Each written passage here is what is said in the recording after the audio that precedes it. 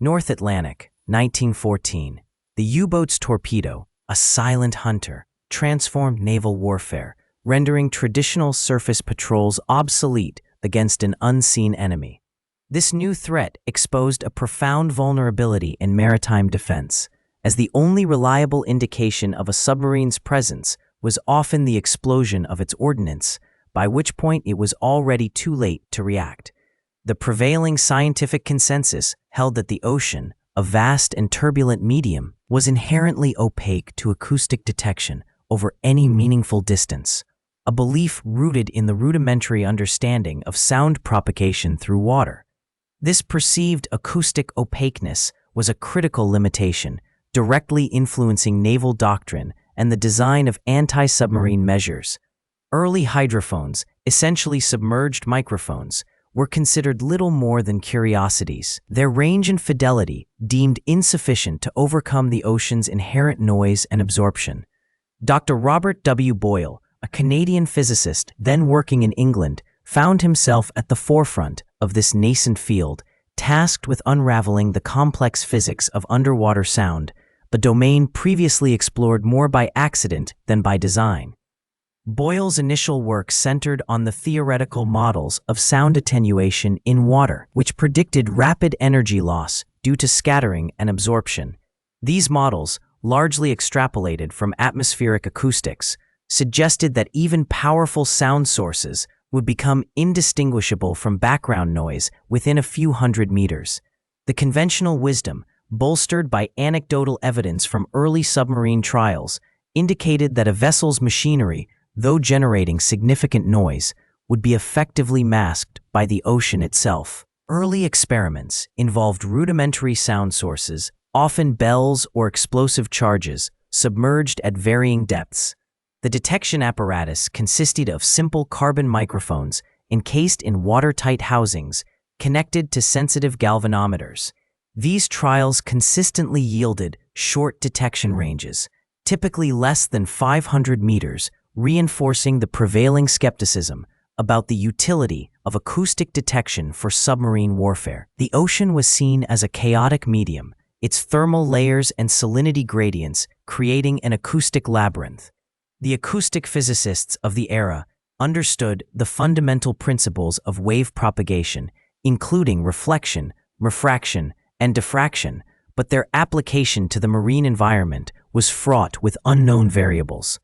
The sheer scale of the ocean, coupled with its dynamic nature, presented experimental challenges that vastly exceeded the capabilities of contemporary instrumentation. The perceived limitations were not just technological, but also conceptual, as the theoretical frameworks themselves struggled to account for the complexities of underwater sound. This period was characterized by a fundamental disconnect between the observable phenomena of sound in air and its behavior in water, a medium 800 times denser. The prevailing scientific literature contained sparse data on high-frequency sound propagation in water, focusing instead on low-frequency phenomena relevant to echo sounding for depth measurement. The idea that a distant, submerged vessel could betray its presence through subtle acoustic signatures was largely dismissed as fanciful, bordering on pseudoscience. The scientific community, accustomed to the predictable behavior of sound waves in air, viewed the ocean as an intractable problem. The lack of reliable data and the difficulty in conducting controlled experiments at sea further entrenched the belief that underwater acoustics would remain a niche field with limited practical application. This intellectual inertia, however, would soon be challenged by the escalating demands of a global conflict. The North Atlantic, 1917.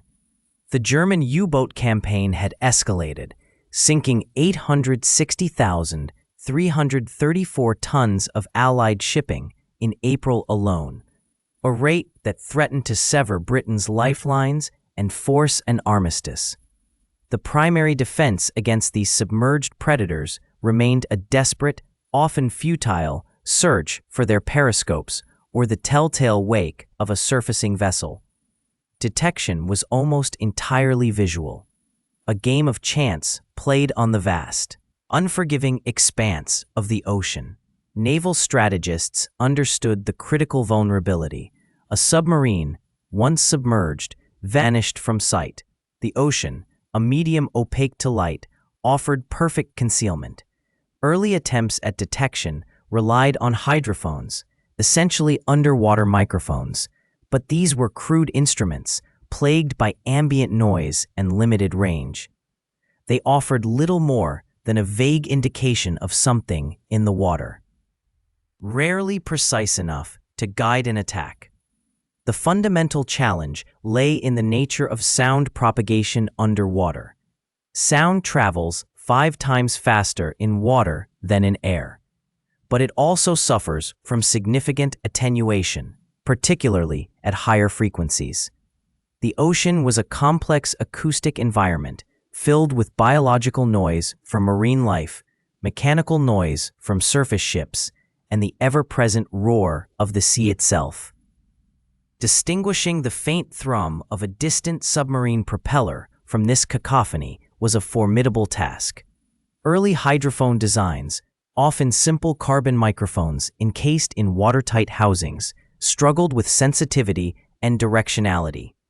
Operators strained against static and interference, attempting to pinpoint the origin of a sound that might be hundreds or even thousands of yards away. The lack of reliable directional information meant that even when a sound was detected, its bearing was often too broad for effective countermeasures. The operational doctrine reflected this technological limitation. Destroyers and patrol boats crisscrossed convoy routes, their crews scanning the horizon with binoculars, hoping for a glimpse of a periscope. Depth charges were typically deployed in broad patterns, often based on little more than a hunch or the last known position of a suspected U-boat. The success rate was low. A U-boat commander, once submerged, enjoyed a significant advantage. Damage reports from sunken merchant vessels frequently cited torpedo strikes with no prior warning, indicating the submarine had remained undetected until the moment of attack. The psychological impact on convoy crews was profound. The enemy was invisible, striking from an unseen realm. The technology of the time offered no reliable means to pierce this veil of water, leaving surface vessels largely defenseless against the truly submerged threat. The need for a method to detect submarines before they launched their attack became an urgent, existential imperative. The current methods were reactive, often too late, and offered no strategic advantage. The war at sea, in this crucial aspect, was being lost in the silence beneath the waves. The North Atlantic, 1916. The U-boat threat, a new and insidious menace, was rapidly escalating, its silent approach a psychological weapon as potent as its torpedoes. British naval intelligence reports catalogued 222 merchant vessels sunk in February alone, a stark demonstration of the submarine's emerging dominance. The Admiralty, facing a crisis of unprecedented scale, recognized that traditional visual and surface detection methods were proving woefully inadequate against this submerged adversary. The urgent need for a new sensory capability spurred a scattered but intense investigation into underwater acoustics. Initial experiments, often rudimentary, focused on adapting existing technologies. One early attempt involved submerging a physician's stethoscope into the sea, its diaphragm encased in a watertight housing, connected by a long rubber tube to an observer on a patrol boat. This crude apparatus, while demonstrating the principle of sound transmission through water, offered negligible practical range or directional fidelity.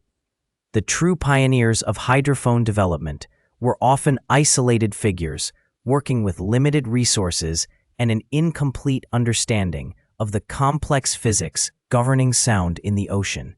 Robert William Boyle, a Canadian physicist at the University of Alberta, initially focused on ultrasonic depth sounding, but his work quickly pivoted to submarine detection.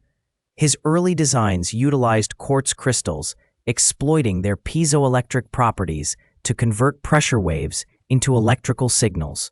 These crystals, cut with painstaking precision, were mounted in brass resonators and lowered from small research vessels.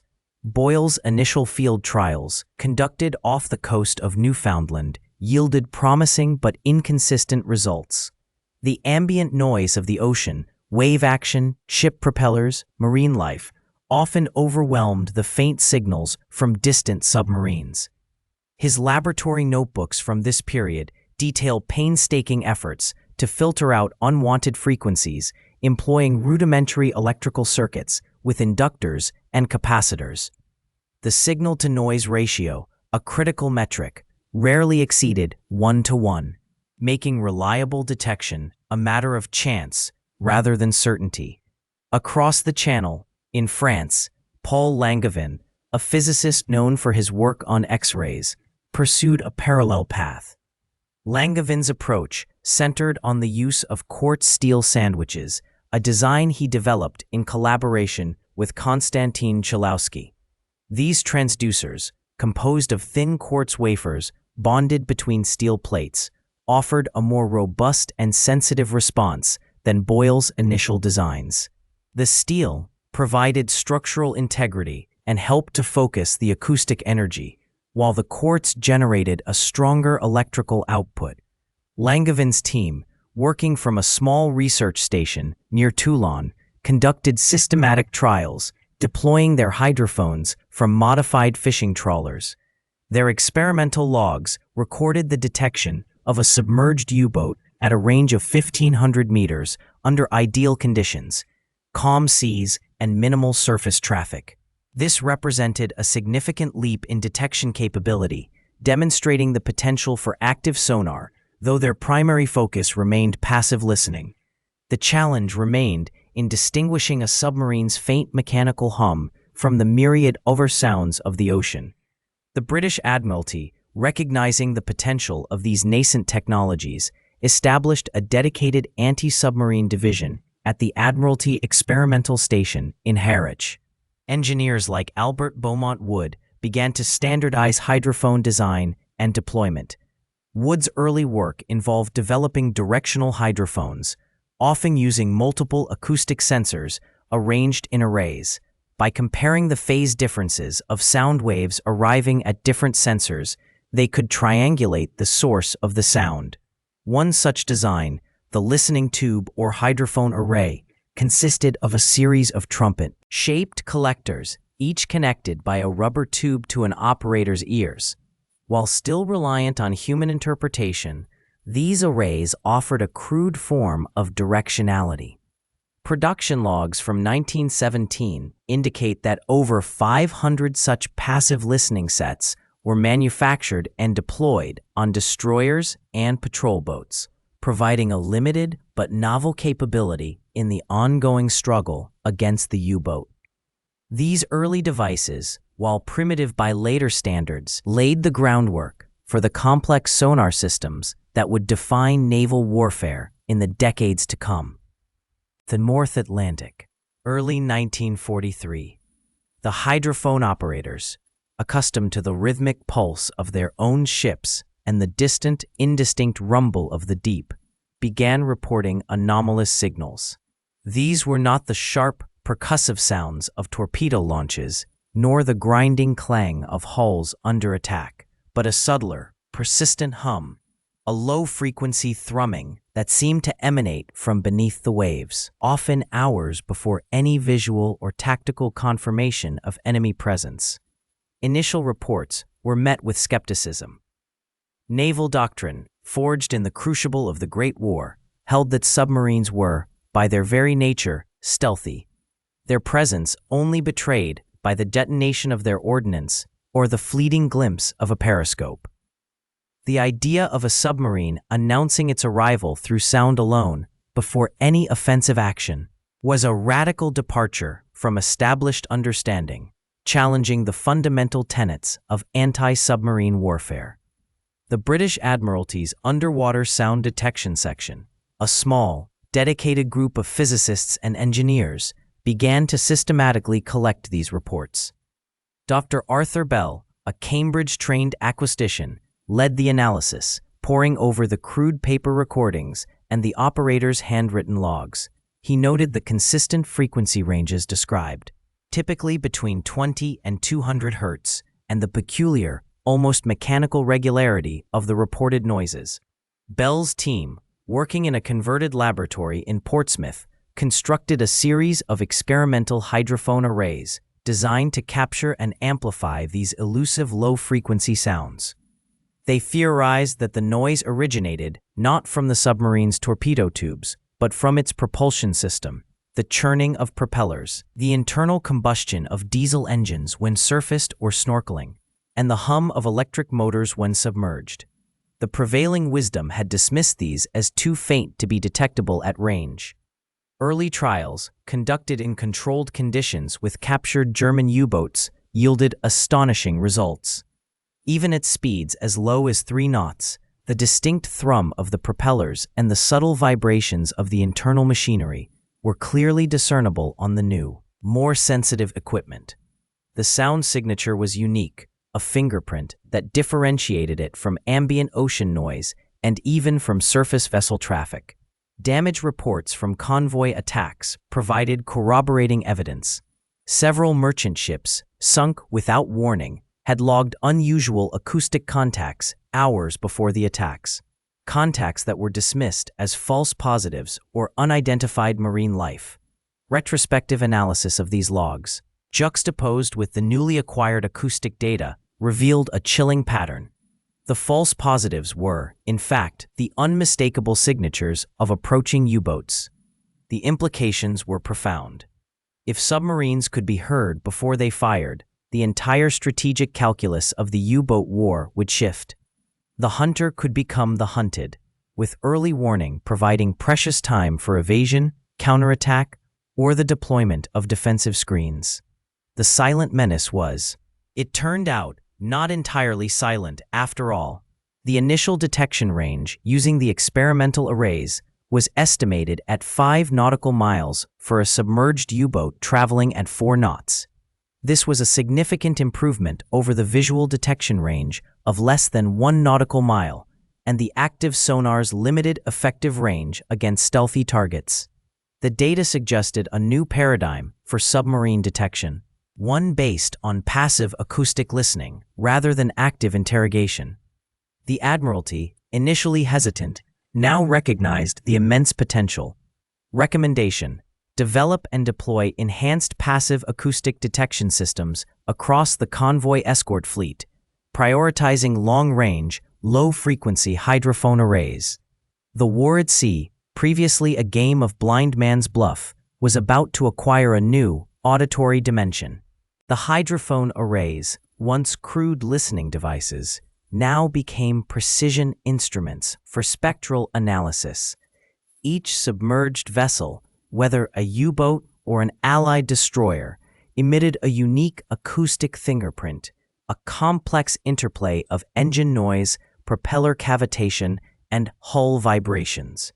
The physicists at the Admiralty Research Laboratory, working in dimly lit, soundproofed chambers, meticulously charted these signatures, transforming raw auditory data into visual spectrograms.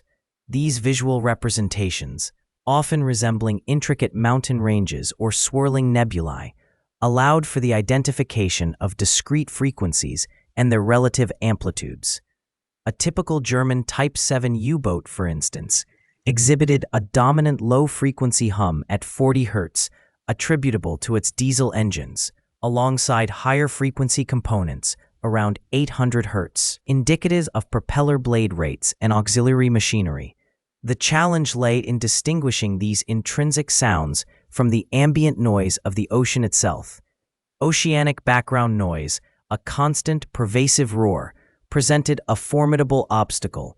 It comprised distant shipping, marine life, and the ceaseless action of waves and currents, all contributing to a broadband interference that could mask faint target signatures. The scientists developed sophisticated filtering techniques, employing resonant circuits and digital signal processing to isolate and amplify the specific frequencies associated with submarine propulsion.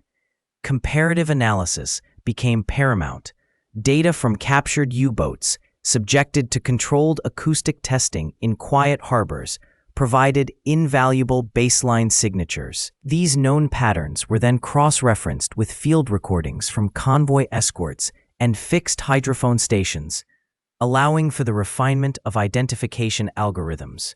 The fidelity of these acoustic profiles improved with every new data point, every confirmed detection. The propagation of sound through water, however, was not a simple, linear affair. Temperature gradients, salinity variations, and the depth of the thermocline all refracted and absorbed sound waves, creating acoustic shadow zones and convergence zones.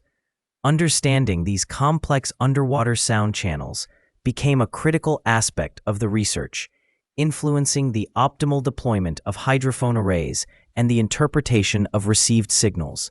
Mathematical models, derived from classical wave theory and empirical observations, were developed to predict sound paths and intensity losses over varying distances and oceanographic conditions. These models, initially laboriously calculated by hand, later benefited from the introduction of early mechanical computers, allowing for more rapid and accurate predictions of detection ranges. The goal was to establish reliable detection envelopes, zones within which a submarine's acoustic signature could be confidently identified. The sheer volume of acoustic data necessitated new methods of storage and retrieval. Magnetic tape recordings, a relatively nascent technology, allowed for the archiving of hours of underwater sound, which could then be replayed and analyzed at leisure. This permanent record facilitated collaborative research and the training of new acoustic analysts, building a collective institutional knowledge base. One critical discovery involved the transient sounds associated with a submarine's operational state.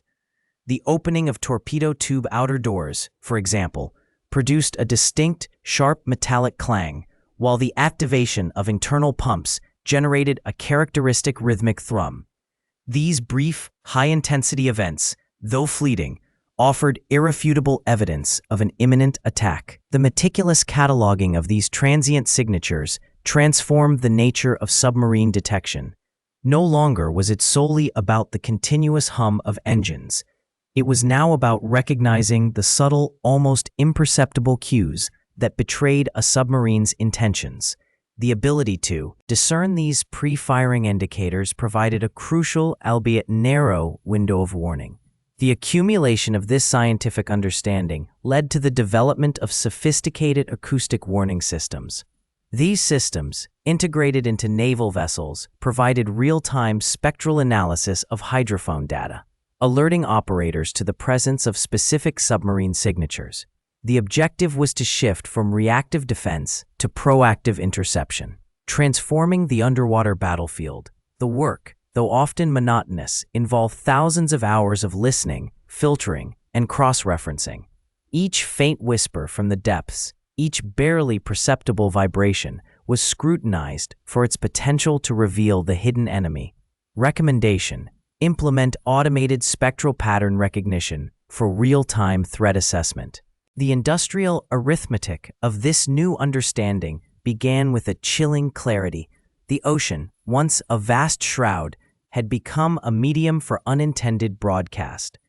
The faint, persistent thrum of a submarine's propulsion, the subtle grind of its internal machinery, these were no longer confined to the vessel itself, but propagated outwards, a signature awaiting interpretation. This fundamental shift in perception meant that the silent hunter was, in fact, never truly silent. The tactical implications were immediate and profound, transforming the very calculus of naval engagements. Naval strategists, poring over the initial reports, recognized that the advantage of surprise, long a cornerstone of submarine warfare, was severely compromised. A vessel could now be detected, its general bearing and even its speed inferred, long before it reached a firing position. This pre-engagement detection offered a critical window of opportunity for defensive action, shifting the balance of power, however subtly, back towards surface escorts and anti-submarine warfare units. The abstract physics of sound propagation had collided with the concrete realities of combat, demanding an urgent reevaluation of doctrine. The demand for practical detection technologies escalated from a research curiosity to an operational imperative. Existing hydrophone arrays, designed primarily for the passive listening of torpedo launches or surface vessel movements, were suddenly inadequate. Their sensitivity, frequency response, and directional capabilities were insufficient to reliably pick up the subtle acoustic signatures now known to precede an attack. Engineering teams were tasked with an immediate and drastic overhaul of these systems, pushing for greater amplification, more precise filtering, and enhanced signal processing. Production logs from Glasgow and Portsmouth shipyards reveal a rapid reprioritization of sonar development. Orders for new piezoelectric transducers, the core component of these listening devices, surged by an average of 300% in the 6 months following the dissemination of the acoustic findings. Material specifications were tightened, demanding higher purity quartz and more consistent ceramic formulations to improve signal-to-noise ratios. The objective was clear: transform the theoretical possibility of distant detection into a robust, deployable reality. The strategic implication of this industrial pivot was a renewed emphasis on convoy protection and area denial. If submarines could be heard from afar, then vast ocean expanses could, in theory, be monitored, creating a defensive perimeter that extended well beyond the visual horizon. This pushed the development of longer-range, more powerful active sonar systems, capable of emitting sound pulses that would then reflect off submerged hulls, providing a more definitive, albeit less stealthy, detection method. The passive listening capabilities, however, remained paramount for the initial unalerted discovery. The ideological implication rippled through the submarine commands. The era of the truly invisible predator was drawing to a close. The ocean, once a sanctuary for stealth, was becoming increasingly transparent to the ears of its adversaries. This realization necessitated a fundamental rethinking of submarine design, pushing for quieter propulsion systems, more effective sound-dampening materials, and a renewed focus on acoustic stealth as an intrinsic design parameter rather than an afterthought.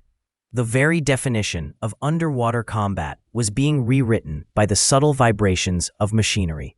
The quiet reflection on these developments centered on the profound irony: the very medium that enabled the submarine's concealment also betrayed its presence. The deep, dark waters, so conducive to hidden movement, were simultaneously an efficient conduit for the mechanical sounds that gave away its position. The ocean, in its vastness, offered no true silence. A North Atlantic, 1943. The U-boat wolf tax, once a terrifyingly effective instrument of attrition, now faced an increasingly sophisticated and pervasive countermeasure.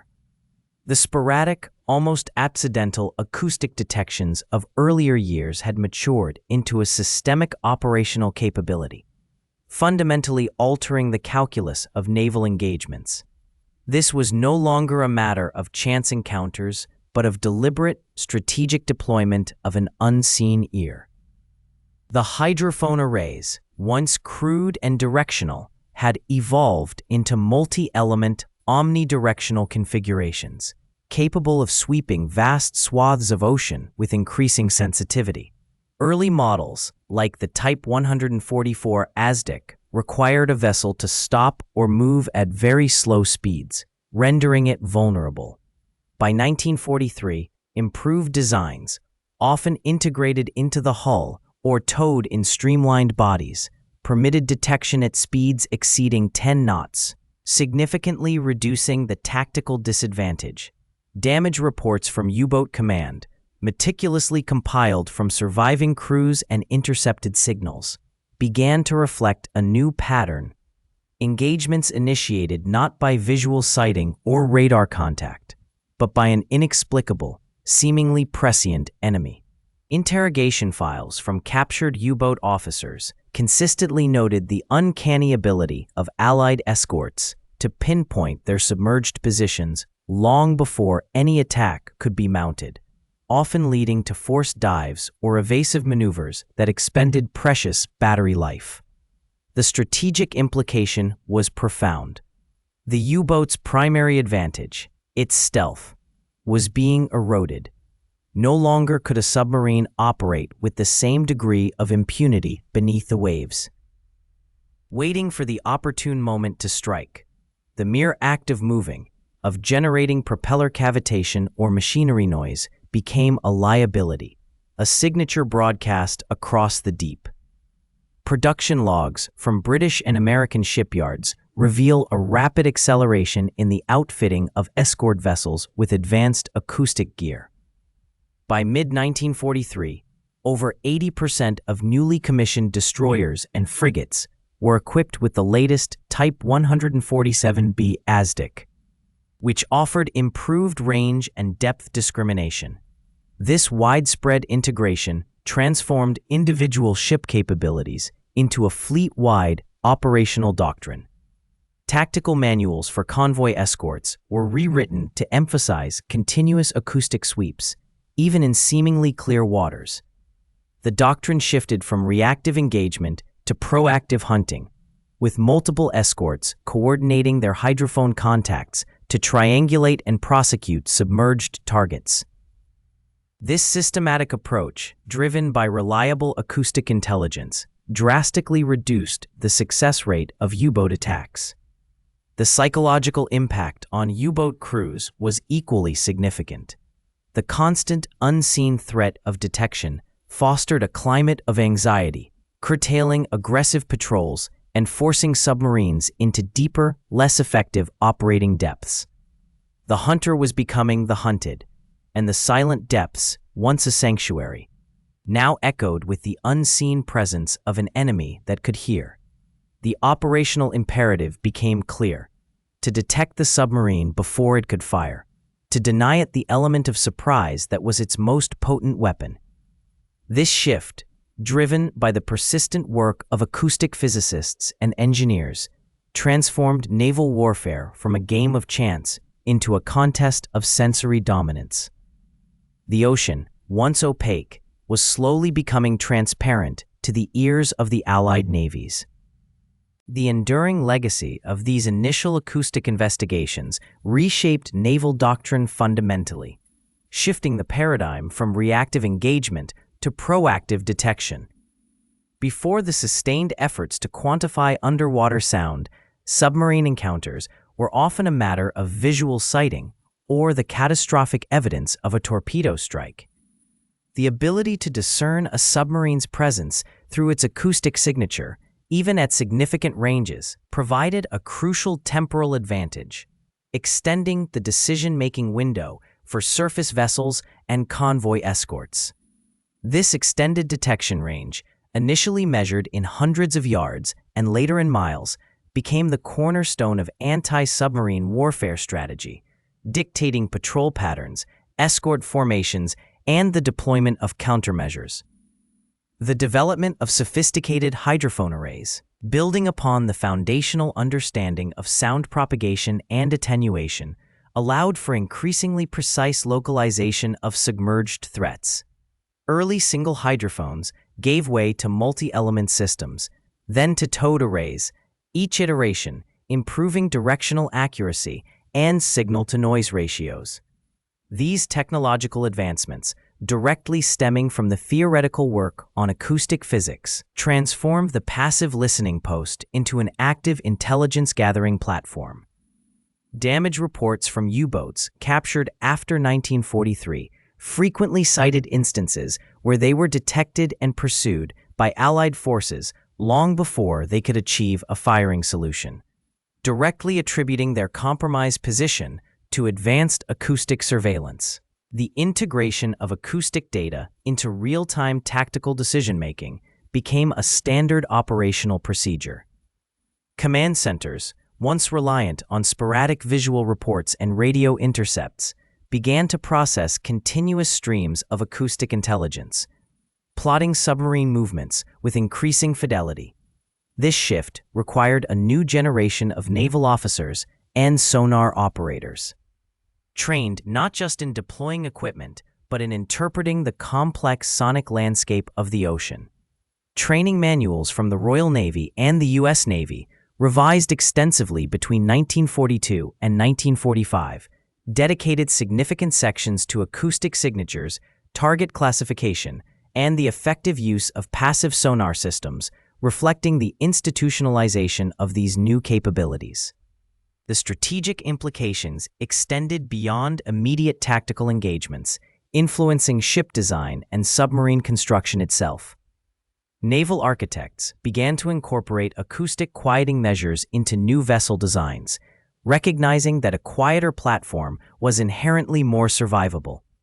Submarine hulls were engineered to reduce cavitation noise from propellers, machinery was isolated with vibration dampeners, and even the flow of water over the hull was optimized to minimize self-noise.